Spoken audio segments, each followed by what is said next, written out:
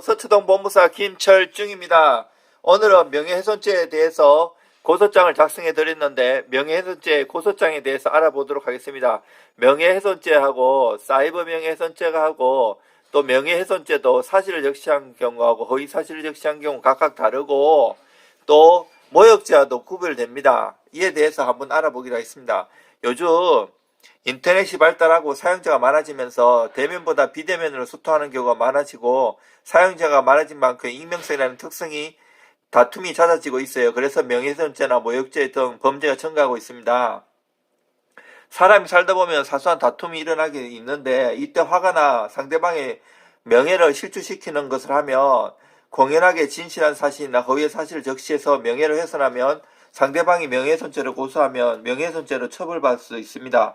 거짓을 말하든 진실을 말하든 타인의 명예를 훼손했다면 명예훼손죄에 해당하여 형사고소가 되어 처벌의 대상이 될 수 있습니다. 진실한 사실을 말한 경우에도 명예훼손죄는 성립할 수 있고요.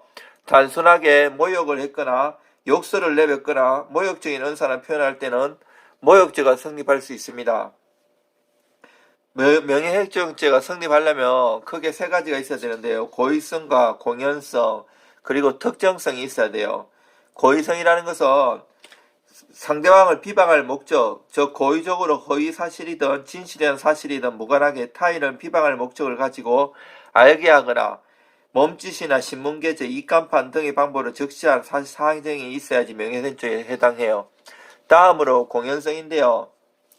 공연성은 불특정 또는 다수인이 인식할 수 있는 상태를 말하는데요. 소수라고 하더라도 전파될 가능성이 있으면 인정돼요. 이게 전파 가능성 이론이에요. 내가 한 명한테 얘기했는데 그 사람이 전파할 가능성이 있으면 전파 가능성 이론에 의해 가지고 공연성이 인정돼요. 그런데 사적인 자리에서 당사자, 그 가해자, 피해자끼리 서로 오간 대화만은 비난이 있었다고 할지라도 명예훼손 때는 해당되지 않습니다. 그리고 특정성이 있어야 되는데요. 피해의 대상이 누구인지를 명확하게 알 수 있을 정도로 특정성이 인정되어야 하는데요. 실명을 공개하지 않았다고 할지라도 아이디나 닉네임만으로도 누구나 그 사람이 누구인지 특정할 수만 있다면 특정성이 인정돼요. 이거 조심하셔야 돼요. 이렇게 갖고 처벌 많이 시켜봤어요.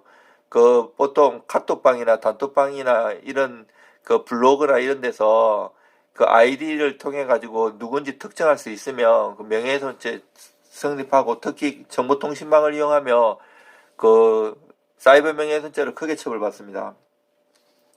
만약 정신망을 이용한 경우라면 정보통신망 이용 촉진 및 정보보호 등에 관한 법률의 적용을 받아 더욱 무겁게 처벌을 받습니다.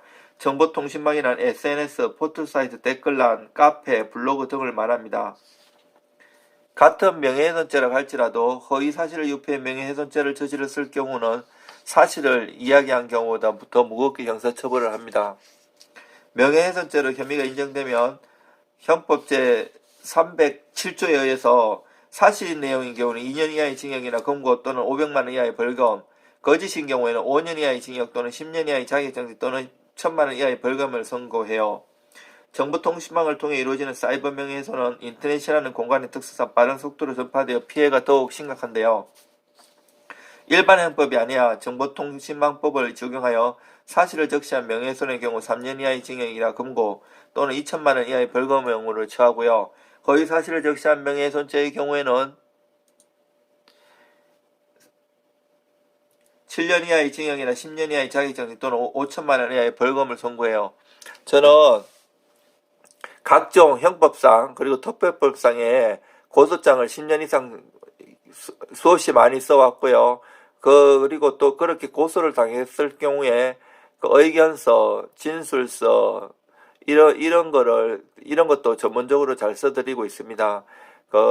도움이 필요하시면 전화 주십시오. 이상 서초동 본부사 김철중이었습니다.